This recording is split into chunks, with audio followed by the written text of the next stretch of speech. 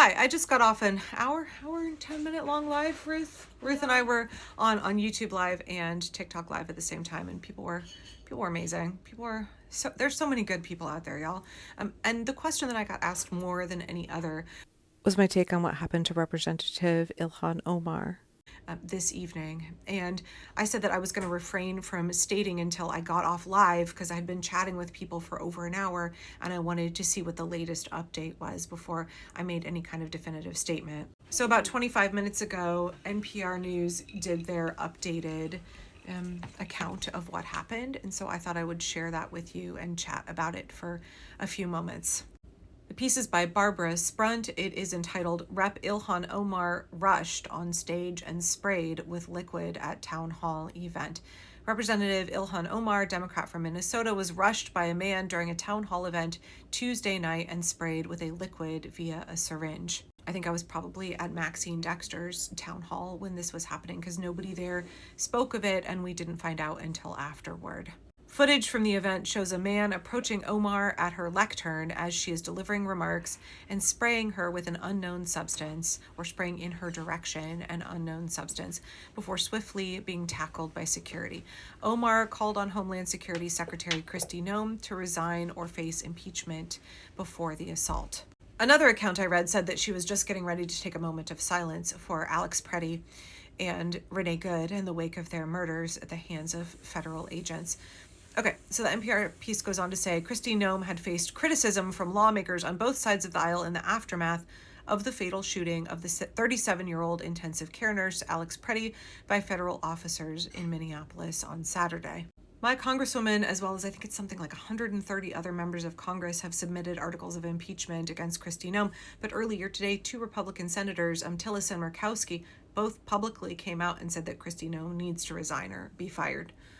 Omar's staff can be heard in the video urging her to step away and get checked out, while others nearby were saying that the substance smelled bad. "We will continue," Omar responded. "These fucking assholes are not going to get away with it." A statement from Omar's office released after the event said the individual who approached and sprayed the congresswoman is now in custody. "The congresswoman is okay," the statement read. "She continued with her town hall because she doesn't let bullies win." After she was literally attacked and who knows what was sprayed at her, she brushed it off and kept going with her town hall. Just a tremendous demonstration of fortitude and leadership from Omar. Wow. I don't think anybody would have blamed the congresswoman if she'd ended the town hall after a clear act of political violence. Donald Trump has been stoking animosity, stoking political violence against Minnesotans, against folks in Minneapolis, against Somali Americans, and particularly against Representative Omar for quite a while. Trump has always felt very threatened by powerful women, so it's not surprising for me on some level that he was always gunning for Ilhan Omar. Doubly so because she is the head of the Progressive Caucus in the House, and triply so because she's not white, right?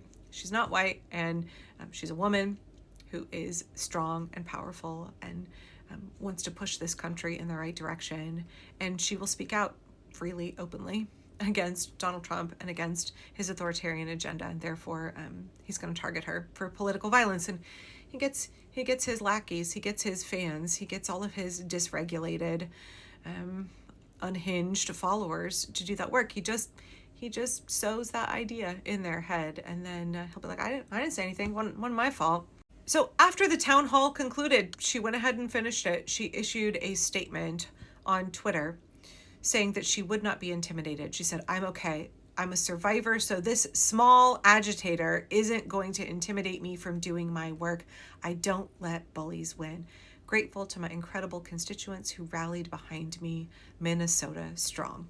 I love that. I'm a survivor, so this small agitator isn't going to intimidate me from doing my work. As Omar continued her remarks at the town hall, she said, "We are Minnesota strong, and we will stay resilient in the face of whatever they might throw at us." Just 3 days ago, fellow Democratic Representative Maxwell Frost of Florida said he was assaulted at the Sundance Festival by a man who told me that Trump was going to deport me before he punched me in the face. Threats against congressional lawmakers have been rising. Last year, there was an increase in security funding in the wake of growing concerns about political violence in this country. I'm pretty sure Maxine had a security guard with her at the listening session this evening, a bodyguard with her. According to the U.S. Capitol Police, the number of threat assessment cases has increased for the third year in a row. In 2025, the USCP investigated almost 15,000 concerning statements, behaviors, and communications directed at congressional lawmakers. This is a 58% increase from 2024. That makes sense considering everything that's going on in our government, considering how much hate is emboldened, violence is emboldened by Donald Trump, how much he uses his followers to enact violence on his behalf.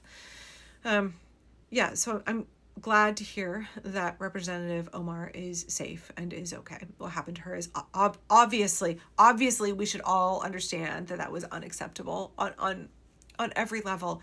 Our elected representatives should not be the targets of political violence. We are living in an era where the executive branch, those in power, not only refuse to condemn political violence, they actively stoke it. Right, remember, a Minnesota elected official, Melissa Hortman, and her husband were assassinated by a Trumper. And Donald Trump wouldn't even fly the flag at half-mast. We've had political assassinations in the United States of America under Donald Trump's regime. He absolutely wants to make our elected officials afraid to do their jobs. And yet tonight we saw Ilhan Omar saying, absolutely not. I will not be intimidated. I will not be cowed into submitting.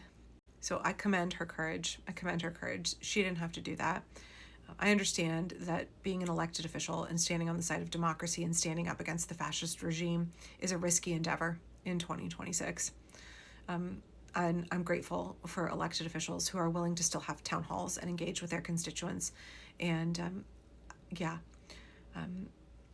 these are the times that we're living in. This attack on Ilhan Omar was absolutely about chilling dissent. Yep, it was an attack on her as an individual, on her as a human being. But it also was an attack on the entire concept of being able to freely speak your mind, to criticize the Trump regime. And yet we saw Representative Omar courageously stand up and continue to exercise that freedom, even in the wake of being attacked by an absolute stranger in a space that should have been safe. I want to conclude here with a little bit from Timothy Snyder's On Freedom. The hazards of speaking freely are very real. Around the world, people are imprisoned and murdered for what they say. In Assad's Syria, opponents of the regime were tortured and killed in horrifying numbers.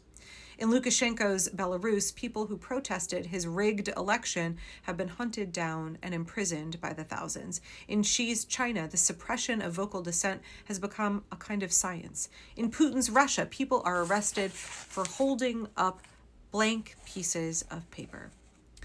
Vladimir Kara-Murza was sentenced to 25 years in prison for speaking the simple truth about the Russian invasion of Ukraine. Freedom is positive, and so is freedom of speech. It makes no sense without the affirmation of truth as a virtue and the creation of institutions to protect the people speaking it. It is the truth seekers' freedom, their capacity to take risks with their bodies, that reminds us what that protection is for. Freedom of speech requires free human speakers, as free as possible and as many as possible. Such people are sovereign, capable of judgment on their own. They are mobile, able to see and take risks. They are unpredictable, and so they can accept that facts challenge beliefs. They are facing danger for the rest of us and helping us to see the state of the world.